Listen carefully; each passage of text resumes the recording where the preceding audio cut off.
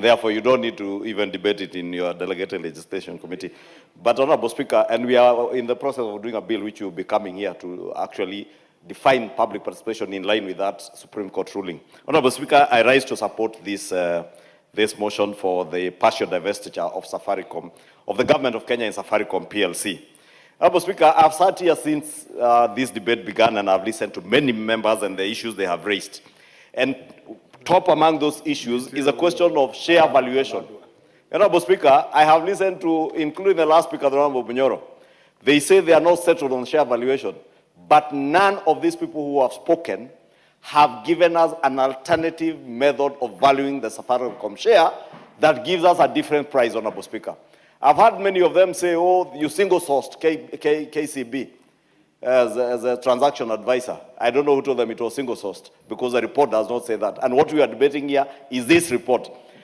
Whichever way KCB Capital was sourced to be the transaction advisors, I was wishing any of these people who have, fortunately there are less than 7 members out of 349 members who have stood in their place to oppose this partial divestiture. And none of the 7 members who have opposed has detailed to us that this share has been undervalued, overvalued, because we have this alternative valuation model, because share valuation models are things that we learned in school, including Honorable Nyoro. And he knows, Honorable Nyoro, whether it is the income-based or the market-based share valuation models. You and the other 6 people who have stood here to oppose should have told us from the market valuation approach. And it is detailed for you in this report, a very detailed report done by the committee. And they tell us from the market valuation approaches, with EBITDA, they had a low of 22.32 shillings and a high of 33.5 and an average of 26.19. Under the PE multiples approach, they had a low of 10.62 and a high of 25 shillings. And I hear many of them have pegged themselves on the question of PE. And you know, Honorable Nyoro, being honest, that PE has its own limitations, and you can never use the PE ratio alone, because it can be skewed by simple things as one-time costs. For instance, the one-time cost of the investment by Safaricom in Ethiopia can skew the PE ratio for Safaricom. And you know that. High debt in an organization, I don't know the indebtedness of Safaricom, but high debt possibly can skew the PE ratios of a company. And Honorable Nyoro and the many others, except those who are intellectual conmen and masters of political deceit, know this. And therefore, Honorable Speaker, all these models, the valuation, the income-based valuation models, the discounted cash flow approach gave a valuation of 18.51. The discounted dividend model gave a valuation of 23.61 shillings. The volume-weighted average of that share, the volume-weighted average is the market value that value was trading at, as at the time the sessional paper was brought to this house, was at 27 shillings and 50 cents. Common sense again, Honorable Speaker. You don't need to have attended any economics or accounting class. Will tell you the law of demand and supply. Even the children who are seated in the public and speakers gallery will tell you there is something in economics called simple law of demand and supply. If we flooded the 6 billion shares that were on offer, what Vodafone is buying into the market, naturally the market price would have gone down.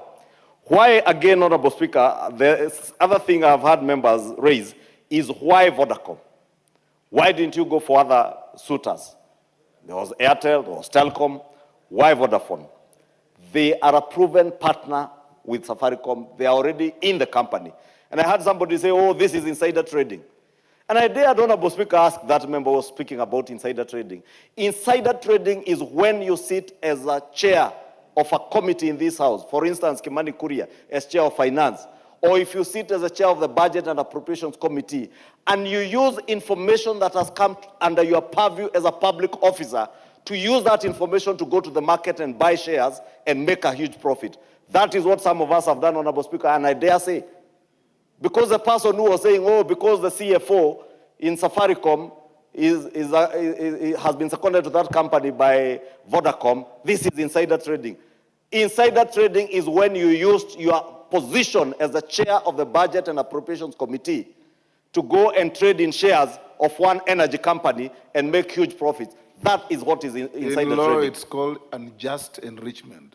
Yes. Insider trading is unjust enrichment. Yes. And those people who... It's actually a criminal offense. It's a criminal offense. And those people who are lecturing us here, some of them are people who have been involved in insider trading, especially in KPLC shares. These are facts, Honorable Speaker. Facts of life. And we will name them and shame them, Honorable Speaker. Honorable Speaker, what is the other issue that has been raised? Concerns by Kenyans, have they been adequately addressed by the committee?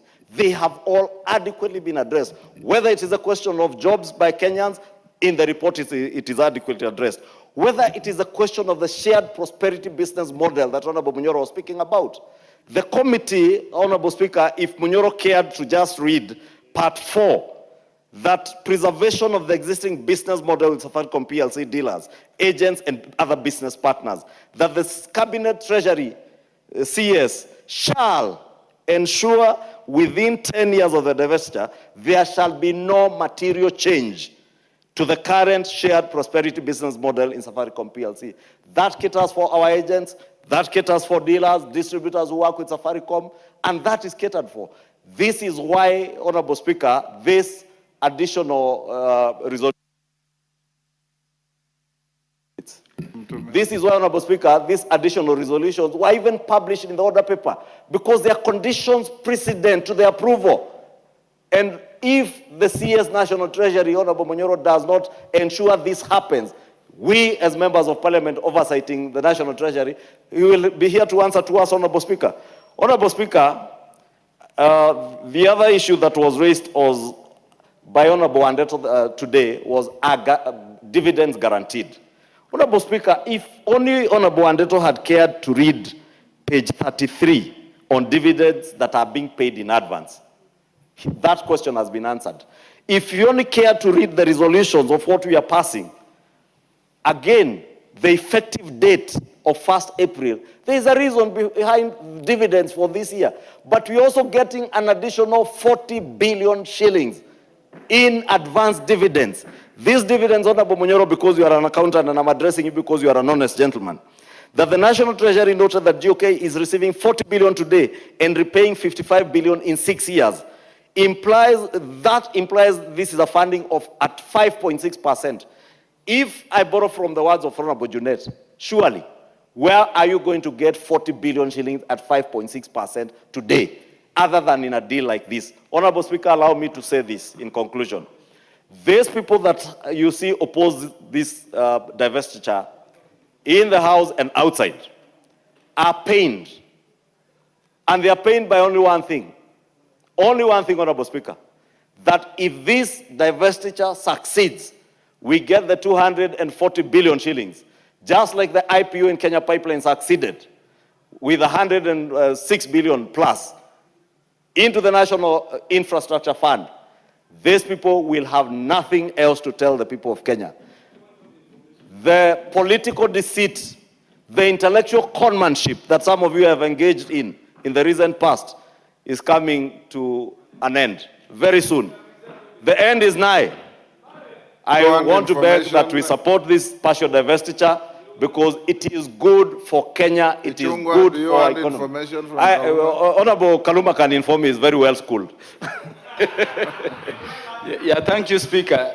Speaker, on the question as to why Vodacom, saving that these shares are listed at NSE, in company law, where you have a majority shareholder, and Vodacom currently is at 40%, our government is at 35%, the other individuals are at 25%, meaning Vodacom is majority shareholder.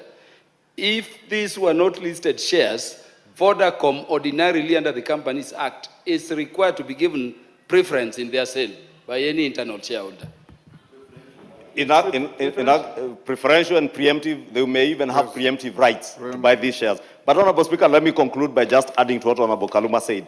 If they care to read this report, this very detailed report, page 115, clause 1, 485, The committee had this to say on that issue, that in evaluating the rationale for selecting Vodacom Group, the Joint Committee recognized that negotiating with an existing strategic shareholder minimizes execution risk, preserves market confidence, and avoids potential governance instability that may arise from introducing a new controlling or influential shareholder. Vodacom in this deal was the best partner to work with.